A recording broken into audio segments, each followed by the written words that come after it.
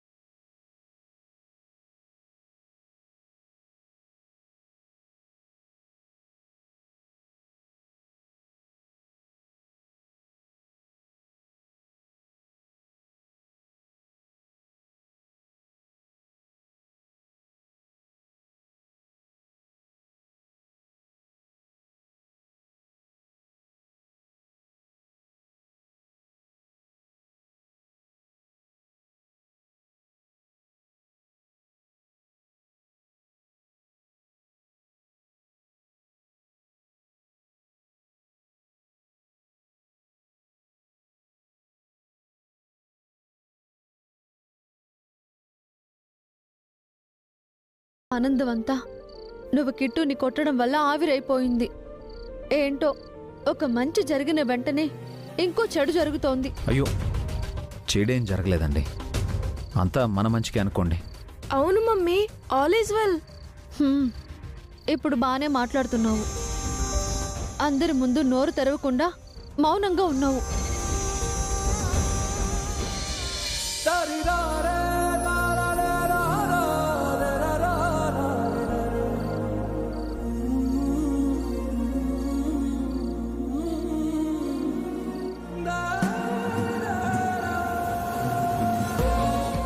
అందరి ముందు బన్నీ నోరు తెరిచుంటే మీరు బాధపడుండేవారు. వీలైనంత త్వరగా కిట్టుని దారిలోకి తీసుకురావాలి.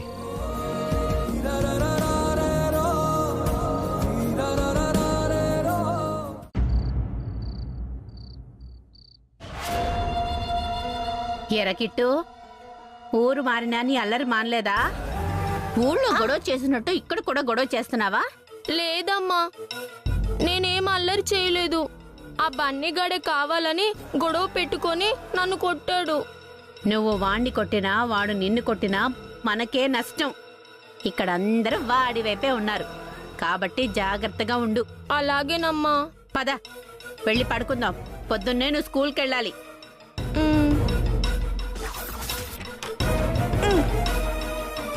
తలుపు రావడం లేదేంట్రా? లోపల ఎవరున్నారు? పద, కిటికీ దగ్గరికి వెళ్ళి చూద్దాం.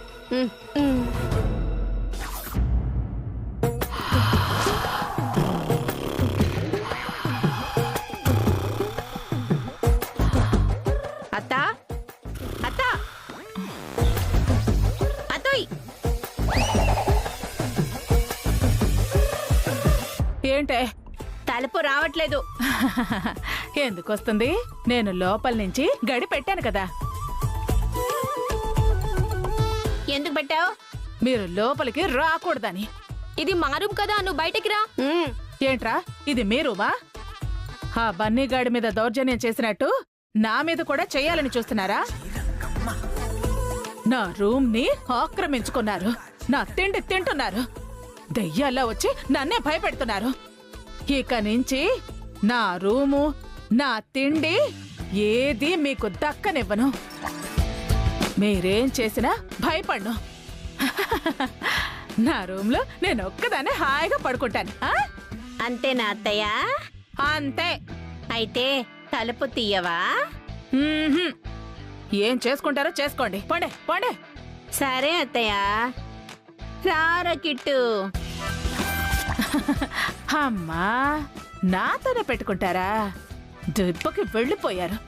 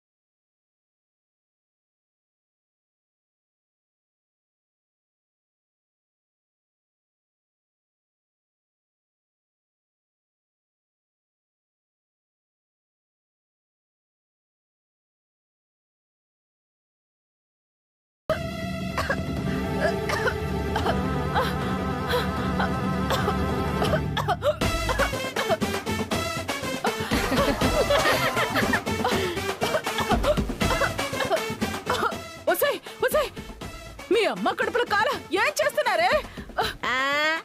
నువ్వు తలుపు తీయమంటే తీయలేదు కదా, అందుకే పక్క పెట్టాం. కలుగులో ఉన్న ఎలుకను బయటకి రప్పించాలంటే పొగే కదా పెట్టాలి. ఆపండ్రా, దగ్గలేక చచ్చిపోతున్నాడు. అయితే తలుపు తీ. నేను తీను. తీయకపోతే దగ్గిచ్చావు. ఇంకొక మిర్చి వేరా. 5 మిరపకాయ స్వాహా.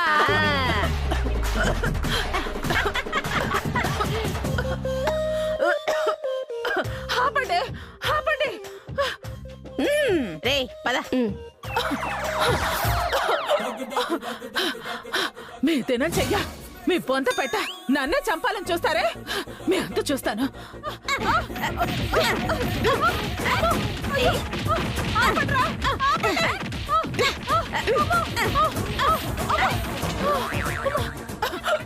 మాతోని పెట్టుకుంటావా? నిన్ను నిజంగానే చంపేస్తాను తోయ్.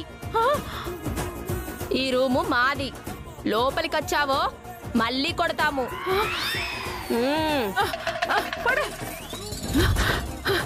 మీరు మనుషులు కాదే, పిశాచాలు. మీ సంగతి రేపు పొద్దున చెప్తాను. అమ్మా,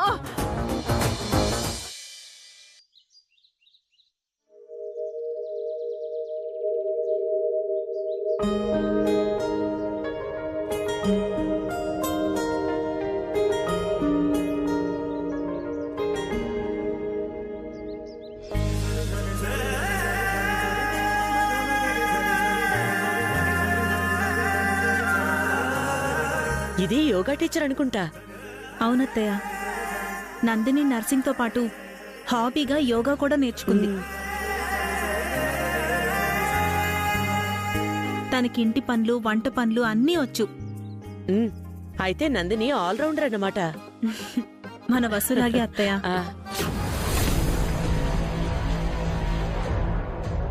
హారికాల ఇంటి నుంచి వెళ్లిపోగానే ఇలా పావని తన చెల్లెల్ని ఈ ఇంటి కోడల్ని చెయ్యాలని ప్రయత్నాలు మొదలుపెట్టిందన్నమాట.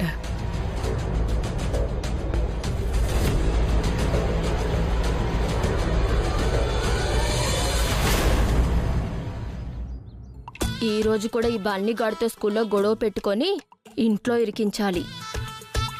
బ్యాగ్ సర్దుకోండి, నేను వెళ్ళి మీ లంచ్ బాక్సులు తీసుకొస్తాను. ఈ వీక్ మాత్రమే lunch box mummy, next week నుంచి లేదు.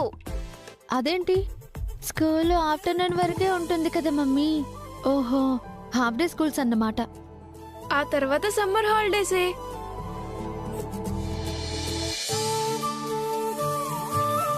పిల్లలు స్కూల్కి రెడీ అయ్యారా? ఎరా కిట్టు, బాగా చదువుతున్నావా? చదువుతున్నాను మావయ్య. చూడు కిట్టు, బాగా చదువుకోవాలి. ఈసారి ఎగ్జామ్స్లో పాస్ అవ్వకపోతే నెక్స్ట్ క్లాస్కి ప్రమోట్ చేయమని ప్రిన్సిపల్ గారు చెప్పారు. ఓకేనా? కిట్టు తప్పకుండా పాస్ అవుతాడన్నయ్య. వీడు పాస్ అవటం, పారిపోయిన నీ మొగుడు తిరిగి రావటం ఈ జన్మకి జరగవు.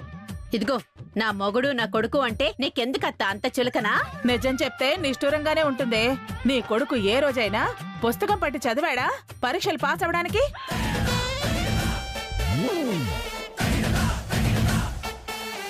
రోజు స్కూల్కి వెళ్ళి చదువుతున్నాడు కదా. స్కూల్లోనే కాదు, ఇంట్లో కూడా చదవాలి. ఈ బన్నీ అను కీర్తిల్ని చూసి నీ కొడుకు బుద్ధి తెచ్చుకోవాలి.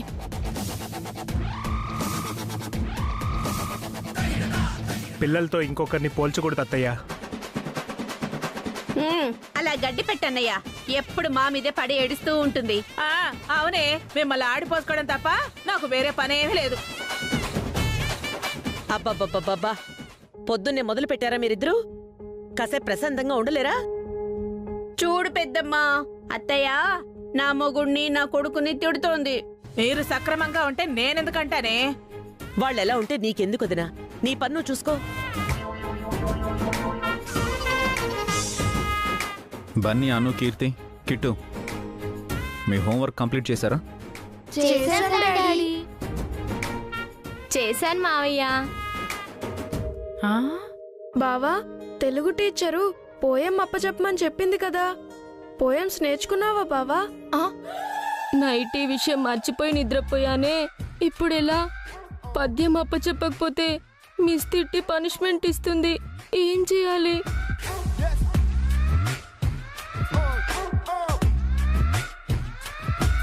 మాట్లాడవేంట్రా?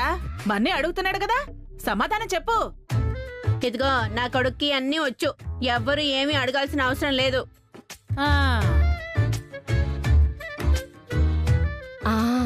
కడుపు నొప్పి అని చెప్పి ఈరోజు డుమ్మా కొడతాను. ఇదే కరెక్ట్. కడుపు నొప్పమ్మా, కడుపు నొప్పమ్మా, కడుపు నొప్పి. కిట్టు, కిట్టు, అమ్మా నొప్పి. ఏమైంది కిట్టు? అమ్మా, ఒరేయ్ కిట్టు, కడుపు నొప్పి. ఏమైంది కిట్టు? కడుపు నొప్పి. కిట్టు, ఏమైంది? కడుపు నొప్పి. అబ్బా, ఇప్పటి వరకు గుండ్రాయిలాగా బానే ఉన్నావు కదరా, ఉన్నట్టుండి గొడ్డు పెట్టిన కోడిలాగా అలా అరుస్తున్నావేంటి? నొప్పులు ఏమైనా చెప్పొస్తాయా? నా బిడ్డ కడుపు నొప్పితో అల్లాడిపోతుంటే ప్రశ్నల మీద ప్రశ్నలు వేస్తా ఉంటావు. పావని, ఇంట్లో స్టమక్ పెయిన్ టాబ్లెట్స్ ఉన్నాయి కదా, వెళ్ళి తీసుకురా. కాదు నాన్న, తగ్గిపోతుందిలే. నందిని, ఒకసారి కాస్త కిట్టును చూడు. కిట్టు, ఎక్కడా? ఇక్కడ ఏదో అడ్డమైన గడ్డి తినుంటాడు. ఆ తిన్నదరక్క కడుపు నొప్పి వచ్చుంటుంది. నువ్వు కాసేపు కామ్గా ఉంటావా వదినా? Kittu, it's okay. ఏమండి, ఇంట్లో కడుపు నొప్పి టాబ్లెట్స్ లేవండి. అయ్యో,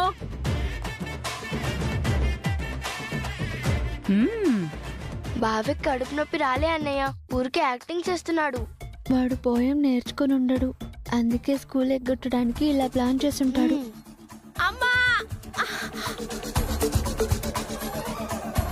వీడేంటి దొంగలా చూస్తున్నాడు?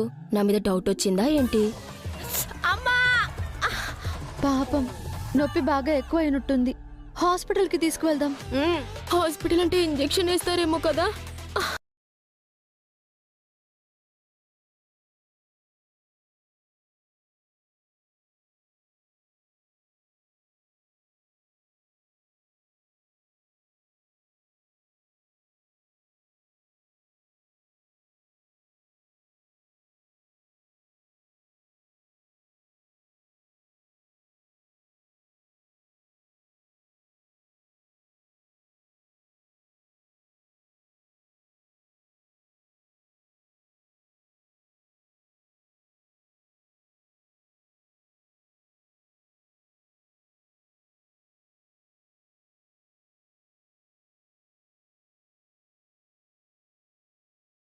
నిజంగా కడుపు నొప్పి ఉంటే మా మమ్మీ ఇచ్చే కషాయం తాగితే తగ్గిపోతుంది.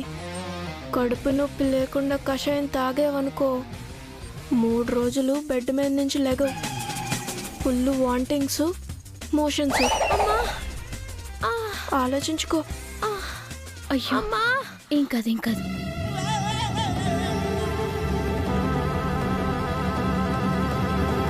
కిట్టు, కషాయం తాగు. తాగు. వద్దు.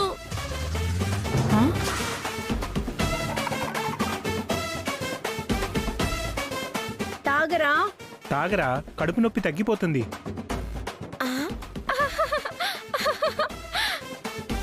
ఆల్రెడీ కడుపు నొప్పి తగ్గిపోయింది. ఆ?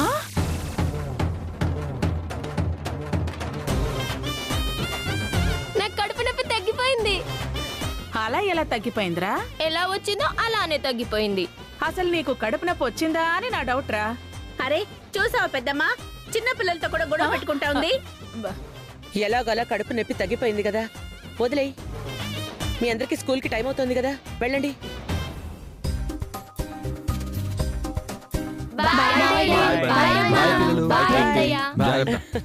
జాగ్రత్తగా వెళ్ళండి.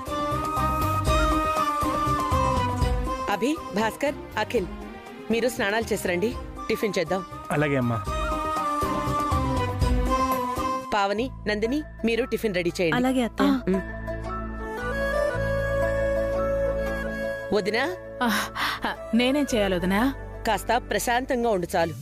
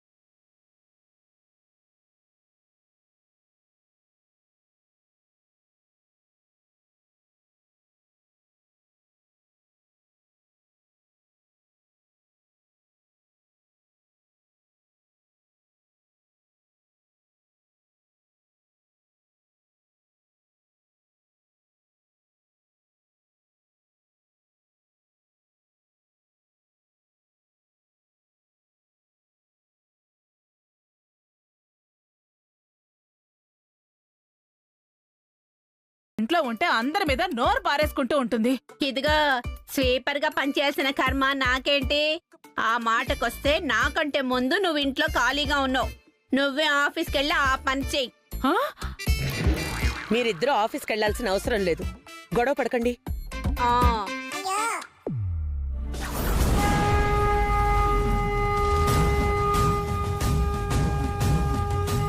అత్తయ్య, హారిక వస్తుంది.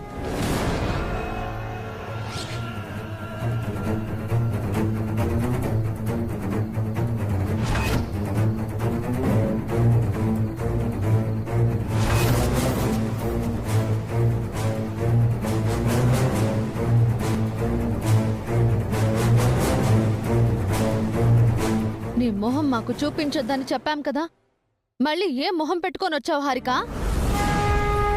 తను రాలేదు, నేనే తీసుకొచ్చాను. నీ కూతురికి సిగ్గులేదు అనుకున్నాను, నీకు బుద్ధి కూడా లేదా చాముండేశ్వరి? నా బుద్ధి సంగతి పక్కన పెట్టండి. మీకు న్యాయం లేదా? నా కూతుర్ని కట్టుబట్టలతో ఇంట్లోంచి గెంటేస్తారా? తనే చేతులారా ఆ పరిస్థితి తెచ్చుకుంది. అఖిల్కి నమ్మక ద్రోహం చేసింది. మత్తులో తనకి తెలియని స్థితిలో తప్పు జరిగిపోయింది. దానికి అంత పెద్ద శిక్ష వేస్తారా? ఏం ధర్మం? ఇదేనా మీ ధర్మ బుద్ధి? ఇదేనా మీరు చేసే న్యాయం? ఎక్స్క్యూజ్ మీ, విడాకులు కావాలని ముందు కోరుకుంది మీరు. ఆస్తి కోసం అఖిల్ని హారికని విడగొట్టాలి అనుకున్నది మీరు. మాకంటే ముందు మీ కూతుర్ని ఇంట్లో నుంచి గెంటేసింది కూడా మీరే. ఇప్పుడొచ్చి న్యాయం అడుగుతున్నారా? అంటే మీ తప్పేం లేదా? మీరేం తప్పులు చేయలేదా? మేం చేసిన ఒక్క తప్పు చెప్పండి. ఇన్ని రోజులు హారికను భరించాం. ఎన్ని తప్పులు చేసినా హారికను వెనకేసుకొచ్చాం. తనలో మార్పు వస్తుందని ఓపిక పట్టాం. కానీ తను క్షమించరాని తప్పు చేసింది. తప్పులు అందరూ చేస్తారు వసు. ఇక్కడ ఎవరూ అతీతులు కాదు.